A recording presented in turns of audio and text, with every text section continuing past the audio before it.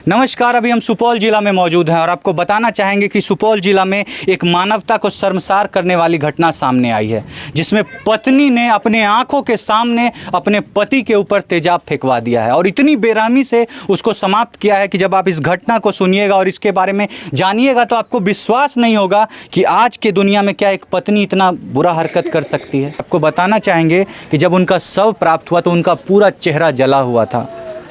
उनका दोनों हाथ दोनों पैर बांध करके उनको नहर में फेंक दिया गया था। शरीर पे बहुत सारे जगहों पे जख्म के निशान मिले थे। ऐसा लग रहा था कि जब वो जीवित अवस्था में थे तब उनको तेजाब से जलाने की कोशिश की गई थी और पूरा शरीर उनका जला हुआ प्रतीत हो रहा था। आप सोच करके देखिए कि ये बेरहमी की कितनी इंतहा होगी।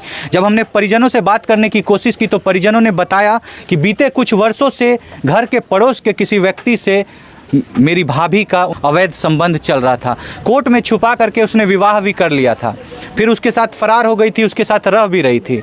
लेकिन जब वो उसको धक्के मार के घर से निकाल देता है तो वापस अपने पति के पास आती है।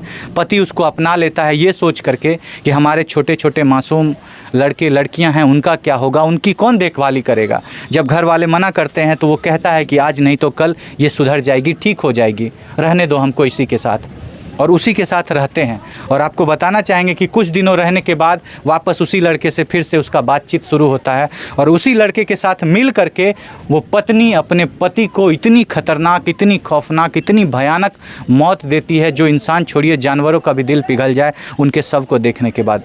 जला दिया गया था उनके शरीर को तेजाब से। आप सोचिए ये बेरहमी की इंतहा है कि नहीं। वो अपने माँ के घर आए हुए थे, जाना नहीं चाहते थे। शाम के 7 बज गए थे। 50 बार उनको फ़ोन करके बोलती है कि तुम घर से निकलो और अभी मेरे पास आओ। क्यों? क्योंकि षड्यंत्र रचा जा चुका था, प्लानिंग बन चुकी थी कि आज जब ये घर से बाहर निकलेगा तो आज इसको समाप्त कराना है।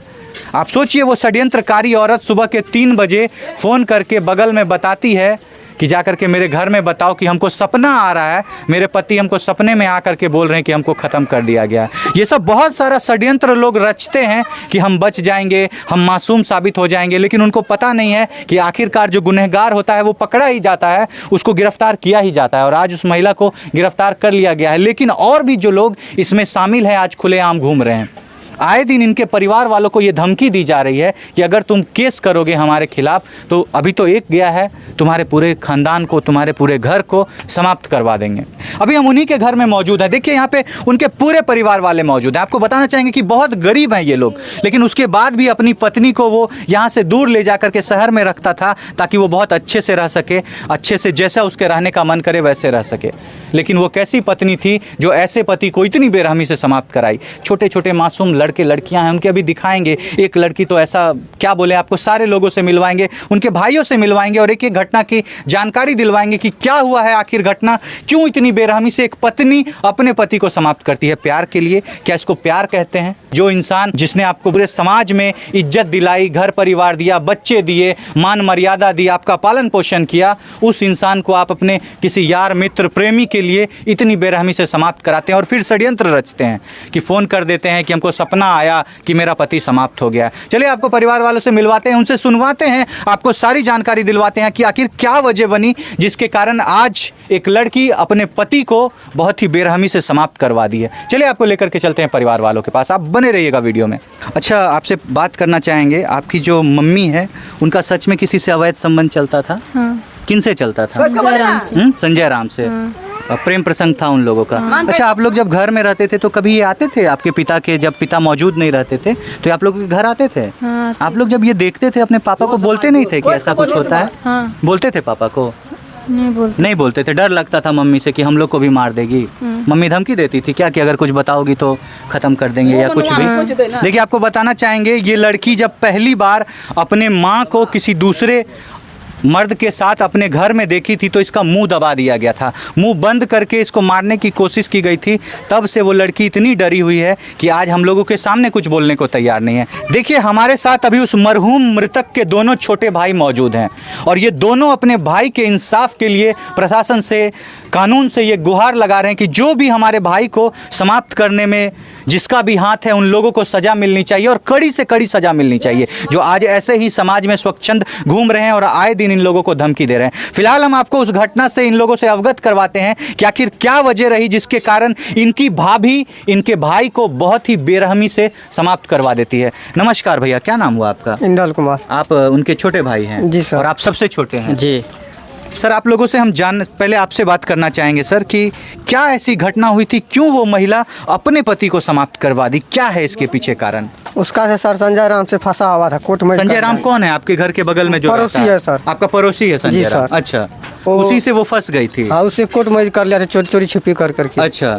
और उसके साथ में मेरा भतीजी था। हाँ। मेरा छोटा बेटा था। हाँ। उसको लेकर के चला गया था। उसका आराम 6 महीना तक रहा था। हाँ। अच्छा, उनका ये जो बगल वाले आदमी से प्रेम प्रसंग चल रहा था, ये उनके साथ जब रह रही थी तो इसको मार पीट के भगा दिए थे वो लोग? लड़की को, मतलब आपकी भाभी को भगा दिए मार पीट करके? उन लोग मार पीट के भगा। तो उसके बाद आपके भाई ने अपनाया उनको फिर से दोबारा? हमको उसको, मेरा भाई रखा उसको। उनको लगा नहीं कि जो लड़की हमको छोड़ के चली गई है, मेरा इज्जत को बर्बाद करके चली गई है, मेरे बच्चों को लेकर के चली गई है, वो लड़की को हमको दोबारा नहीं रखना चाहिए, सब नहीं सोचे आपने? नहीं सर, वो गप अपने सर नहीं सोच लगे। इसी कारण आज आपका भाई मौजूद जी सर, नहीं। रोकबो के लिए भैया नहीं जा, वो बातें न माने ककरो। हाँ, आप लोग रोकने की कोशिश किए थे? जी, पूरा समाज सर रोके के कोशिश केलके। हाँ। हमरो सब रोके के कोशिश के लिए पूरा फैमिली में, लेकिन ककरो बात नहीं मानलके। हाँ। तो भैया के कब बोले कि जो दोबारा गलती केलके आप दोबारा गलती, मतलब अब दोबारा ये लड़की गलती नहीं करेगी? बच्चे हैं छोटे छोटे, उनका मुंह देख करके गलती नहीं करेगी? जी। तो बोला ये सुधर जाएगा। हाँ। तो किसी को बात नहीं मानने पर वो फिर यहाँ से चल के गांधीनगर में, सिमराई में। मतलब ये साथ में परिवार में नहीं रहते थे क्योंकि आप लोग नहीं चाहते थे कि वो लड़की दोबारा घर आए? हाँ, तो सिमराही में हम लोगों का पूरा समाज बोला कि नहीं चाहता था कि जयकृष्ण राम बोला कि शादी कर लो दूसरा, उस लड़की ने खराब है कि आगे चल के हानि करेगी। जी, आज वो बात बीत ही गया है। इस बात से आपके भैया अनजान थे कि कल चल के मेरे खात्मे का यही लड़की कारण बनेगी। जी, आज वो लड़की खुद से ये बात को एक्सेप्ट कर ली है कि हाँ, हम संजय राम के साथ मिल करके समाप्त करवाए हैं आपके भाई। जी, एक्सेप्ट की है वो जी, बात को? रीना दी एक्सेप्ट किया है, कर ली है ये। जी। जो अपने पति को इतनी बेरहमी से समाप्त करवाई है, वैसे पति को, जो पति इतनी घिनौनी हरकत करने के बाद भी उस लड़की को वापस अपने घर में रखता है, वापस अपनाता है, वापस इज्जत दिलाता है। वो लड़की जिस प्रेमी के साथ भाग गई थी, वो प्रेमी उसको घर से मार पीट करके, धक्के दे करके रोड पे ले जा करके फेंक देता है कि तुम जाओ, भागो मेरे घर से। लेकिन वापस इस आदमी ने उस लड़की को अपने घर में अपनाया, लेकिन ये लड़की कहाँ मानने वाली थी? दोबारा अपने प्रेमी से दे रहा है, बोलता कि इन लोग क्या कर रहे हैं, इनको गरीब आदमी इसको मार देंगे। एक भाई को नहर में मार के फेंके जाए, 2 भाई बस इसको एक भाई को मार के धार में फेंक दिया, भी हम लोग को धमकी दे रहा है आप लोग। हाँ, और आदमी घूमिए रहा है, प्रशासन सब बात नहीं किए। संजय राम, जोगिंदर राम, उसका जोगिंदर राम का नेता है रंजीत कुमार है, सनी कुमार है। वो लड़की कहाँ मानने वाली थी? वो लड़की वापस अपने प्रेमी से फ़ोन में बातचीत स्टार्ट करती है, धीरे धीरे वो वापस उसके घर आना जाना शुरू करता है और आखिरकार फिर से एक षड्यंत्र रची जाती है और इनके पति को बहुत ही बेरहमी से समाप्त कर दिया जाता है। आपको बताना चाहेंगे कि जब वो जीवित अवस्था में थे, उनके दोनों हाथों को बांधा गया था, तेजाब से जलाने की कोशिश की गई थी। आप विश्वास करिए, नग्न आँखों से आप वो तस्वीर उनके शव को देख नहीं पाते, इतनी बुरी स्थिति थी जब उनके शव को देखा गया, जब उनका शव प्राप्त हुआ, इतनी बेरहमी से उसको समाप्त किया गया था। देखिए, और भी लोग यहाँ पे मौजूद हैं, उनसे बात करने की कोशिश करते हैं। क्या की कहल चाहबे चाची, इतना बेरहमी से लड़की घटना करने छे और जे लोग ये घटना जे सर केलकै है ना, उसके सजा मिलना चाहिए। जोगिंदर मेहता, संजय मेहता, रंजीत मेहता, संजय राम, सतो राम, राजेश राम, रामविलास राम, जीत नारायण राम, सब मिल की बसंत राम की फांसी के सजा मिलना चाहिए। सैनी शर्मा का हमारे इतनी कहब छे, जैना हमरा बेटा के मार के वही ओकरो मारना छै, जेल में खत्म करे के चाहिए, खत्म करे के छै। बहुत बेरहमी से खत्म क्या देलकै है, से चाहे हम करे के लेल। अगर वो पर कार्रवाई नहीं हेते तो सुरेश यादव को सुपारी दिया था संजय राम मारने के लिए। आपके बेटे, आपके भाई को? जी। कि कितना रुपया पैसा वैसा का सुपारी? जो पैसा दिया होगा बोला उसको खत्म कर दो, और खत्म कर ही दिया गया। उसमें विजल यादव भी है। देखिए, आपको दिखाना चाहेंगे कि उस व्यक्ति का कितना छोटा एक लड़का है। आप देखिए, ये लड़का अपने पिता को मुखाग्नि दिया है, और क्यों मुखाग्नि दिया है? कारण क्या है? कारण है इसकी माँ। आप सोचिए, आज इसकी माँ जेल में है, इसके पिता मौजूद नहीं हैं और बूढ़े दादा दादी हैं, कैसे इन लोगों का परिवार चलेगा? आपको बताना चाहेंगे, इनसे बड़ी 2 बहन हैं एक बहन तो लगभग शादी की उम्र की है। आपको हम बताएं कैसे अब उस बहन का विवाह होगा, और ये सब का कारण क्या है? कारण है इसकी माँ। इसकी माँ ने क्या किया है? इसकी माँ ने इनके पिता को समाप्त किया। क्यों समाप्त किया है? प्रेम में आकर के। आप सोचिए, जिनके इतने बड़े बड़े बच्चे होंगे। बड़ी वाली बहन को बुलाइए तो। एक सेकंड। तीनों उनके लड़के और लड़कियां हैं, आप देख सकते हैं, आपके सामने है। ये लड़की है जिसका शादी लगाने का बात चल रहा था, और अब इसकी शादी कैसे होगी? इसके पिता मौजूद नहीं है। ख़त्म करने वाले कौन है? इसकी माँ है इसकी।